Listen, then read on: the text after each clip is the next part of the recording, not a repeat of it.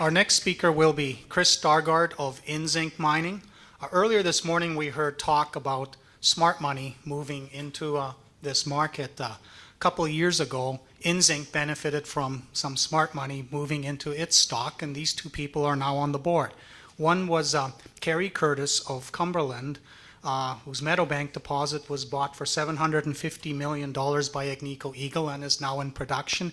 And the other was Wayne Hubert, whose Andean Resources was bought for $3.6 billion and whose Cerro Negro deposit is now in production also.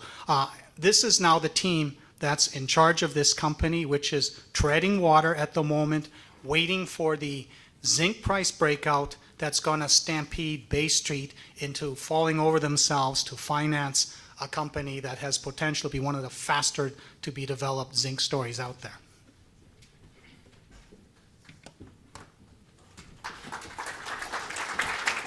Thanks, John. I'd like to thank the organizers for inviting InZinc to the conference, and also for the attendees for sticking around for the absolute last talk. Just going from last to first, one of the first slides I really noticed today was one of the very early ones, one that Gwen Preston put out, and it basically had this actually quite a long checklist of things that you should be looking for in a company. And I realized that we basically ticked all those boxes, so that made me feel good about being here. John has touched a little bit on the zinc market and why people should be paying attention to it. I recognized a couple of slides there. They were actually from a presentation that I'd done, or still do from time to time, on the zinc market. Why? Because people really don't know much about zinc. It's not been the investment vehicle of choice for quite a long time. So I found I had to do my own comps, and I put those slides together with the information that was available out in the public sphere. And the net result of the deficit that he showed there was about 1.8 million tons in the world, in the global zinc supply. Well, since then, I've seen a couple of other slides that were pretty interesting. Glencore put one out towards the end of 2014, which said that the deficit actually by 2018, 2020 is going to be more like 2.5 million tons. And Teck's latest presentation I was able to find, which was at the end of March, now talks about a 3 million ton deficit by 2020. Now we're talking about a 3 million ton, 2.5 million ton, even a 2 million ton deficit in an overall market of 13 million tons. That's huge. I'll just move on here. Cautionary statement with forward-looking statements that I've actually already made, and I may make a few more. We picked up, InZinc picked up the West Desert project, used to be known as Crypto, back in 2005. We financed it as we could. We expected the market interest in zinc to come around a little sooner than it has.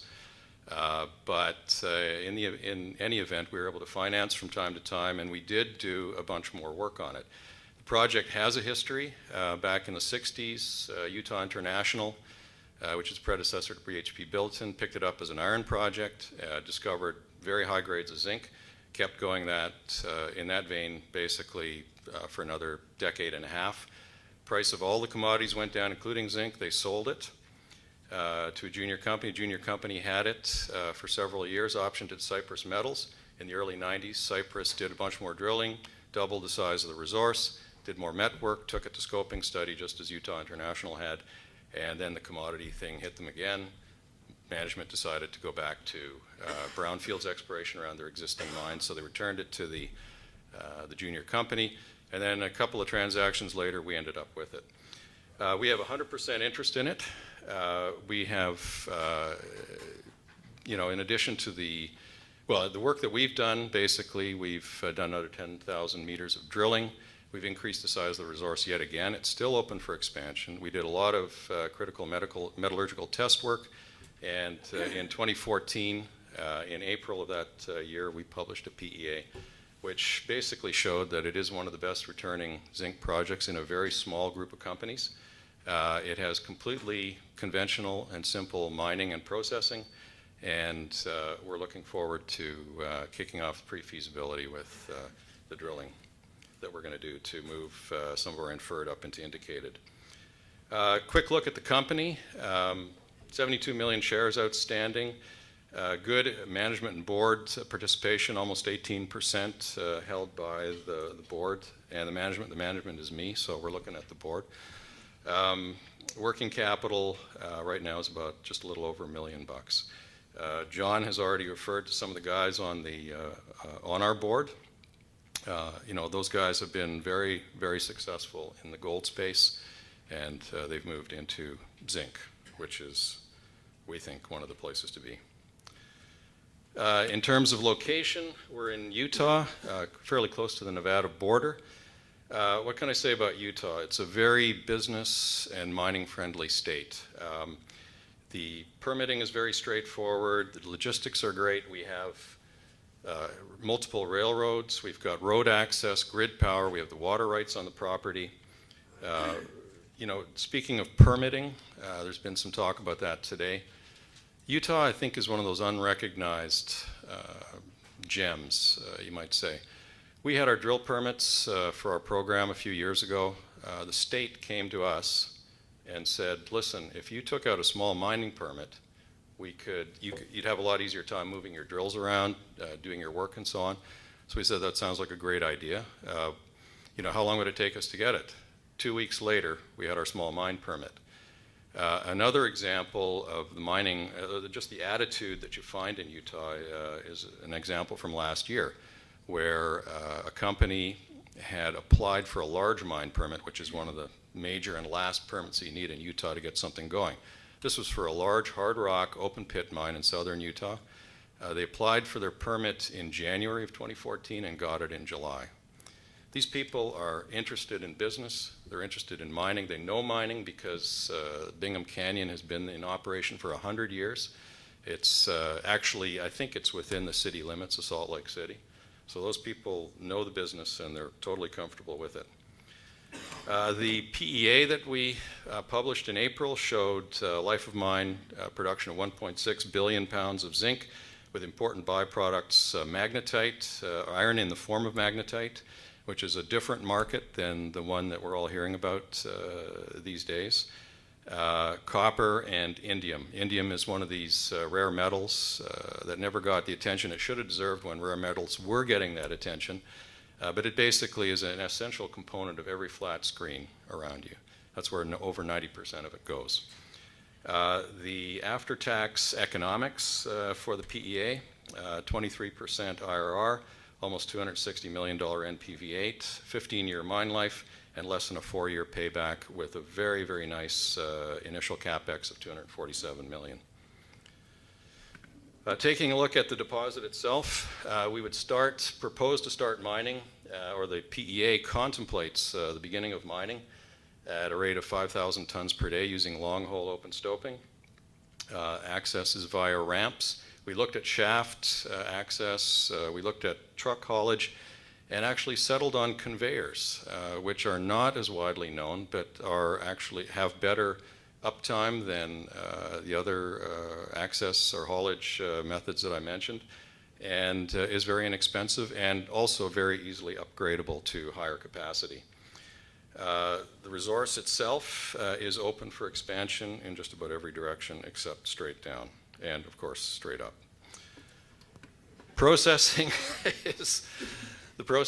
is very, very simple and conventional. Basically, the ore is crushed underground, conveyed to the surface, goes into a SAG mill, gets ground down to minus 65 microns. That was the nominal or the optimal size for the float plant.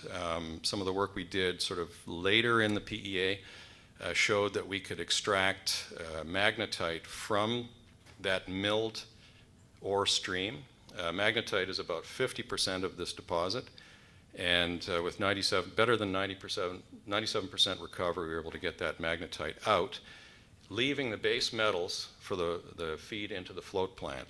Now that's great because by removing half of the bulk before flotation, you've essentially doubled the grade of what goes into the flotation plant. So that increases efficiencies, and we're able to float copper first. Copper comes out with a very nice gold and silver credit, absolutely no penalty elements. Then zinc is floated, good recoveries, a little bit of silver, which may or may not be payable, an absolute ton of indium. Again, indium is that metal I mentioned before that's used in flat screens. It is something that the smelters want very, very much. Now, one of the characteristics of our concentrates are that they are very, very clean. There is no arsenic, no antimony, no mercury, nothing bad in this stuff. It's a very simple system chemically and mineralogically.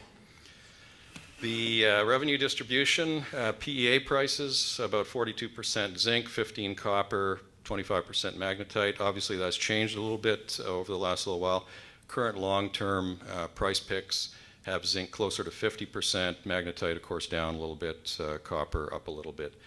Life of mine production, 1.6 billion pounds, maybe 108 million pounds of zinc per year, 1 million tons of magnetite, and then, of course, smaller amounts of but important amounts of the other elements. Costs, well, not only do we have an excellent CapEx below $250 million to get going, but net of byproducts, which is the way these things are calculated, our C1 cash cost is actually -4 cents with PEA prices. Our all-in, fully allocated cost with everything else is 50 cents a pound. Upside, the deposit itself is open to the west, to the east, and to the south coming at you out of the slide there. We have an intercept in an old drill hole about 700 meters away. There's similar mineralization with good grades. We've had no drilling in between the existing resource and that outlying intercept. This is what we want to do next to kick off the pre-feasibility study. This is the drilling we would propose to do. Again, a lot of this is infill drilling. About, I would say, 70% of our resource is still at the inferred level. We've laid out some drill holes that would move quite a bit of that up into the indicated category. Those are shown in red to start out with, and then a second phase of drilling with the holes outlined in blue. A little bit more infill and also some expansion drilling to see just how far out we can take this deposit. So to sum up, we have mid-tier zinc production potential with important byproducts of copper, iron, and indium. The location is outstanding. I'm still looking for other projects in Utah because it is such a great place to work. It is one of the lowest cost potential producers, and it has that tremendous upside in the way of the ability to expand our resource. And of course, the permitting being so easy, we have everything we need to get going. That's it. Thank you. Thanks very much.